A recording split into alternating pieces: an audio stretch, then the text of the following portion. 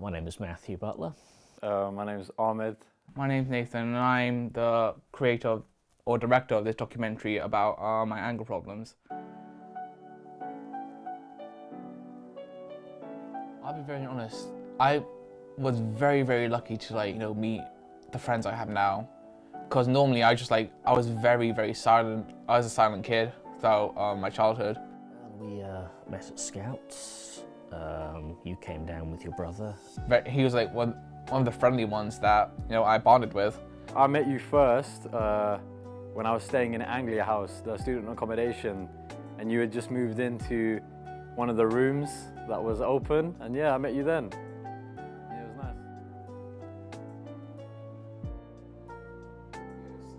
nice. It's been pretty good. I mean, it's lasted.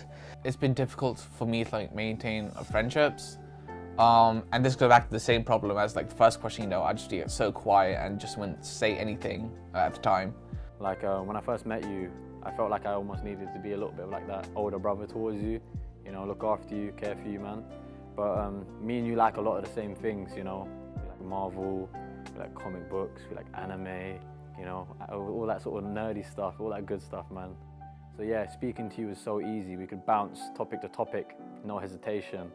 It was very easy, very natural, we flowed very well, man, and our conversations always kept me entertained, always kept me happy, always kept me laughing, bro. So I'd say I'm blessed to have them, because even though they that you might have differences now and then, they always encourage you to go out with them, be around them.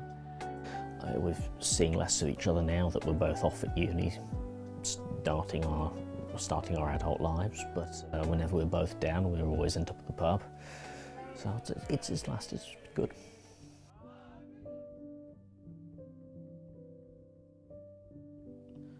I mean, it did put a bit of a damper on the mood, but I think we were all quite sympathetic. I mean, it was obvious you were going through something.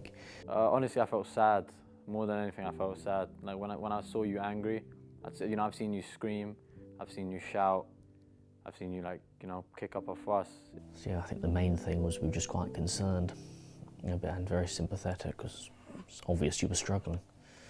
I was a very angry kid back in primary school and high school.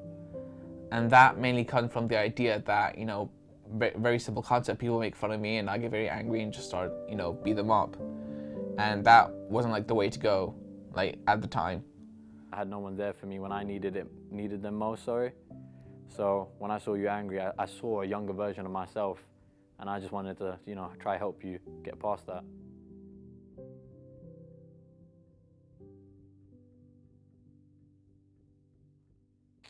My pops, he used to beat on me. He used to hit me and my big brother. And a lot of that anger that he probably felt from his father and his father before, it was kind of passed down from generation to generation. The stuff that makes me imperfect, that just makes me angry at myself, because I know I'll never be good enough. It can give a guy nightmares. I've done some things I'm not proud of. And I blamed myself for the longest of times. To be honest, only until recently did I really start learning that it was only through my religion, through Islam, through praying, that I could kind of get rid of that blame and realize that harboring that blame within my heart, it does nothing for me. Leave him alone. He's not good. He's just I've been cast away. I've been forgotten about. If you keep telling me these negative things about me, eventually I'm going to believe it. Not at all, bro. I couldn't even think about leaving you, man. You're my brother. A healthy amount of space can be helpful, but leave in general, no. You should be there for your friends.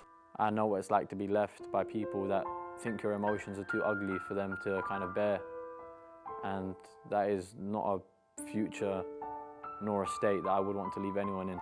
I couldn't be involved because, I was too miserable at myself. When I wanted to go out with my friends, I didn't feel happy around them. I just felt so miserable. It's more, you just needed someone there to be able to talk to rather than anything else. I think it was a bit unfair to leave Anakin to just sort of deal with it himself. I still felt like a burden to everyone, and so it'll be better for me if I just left. Why would I leave you in that state? You're my brother. I love you.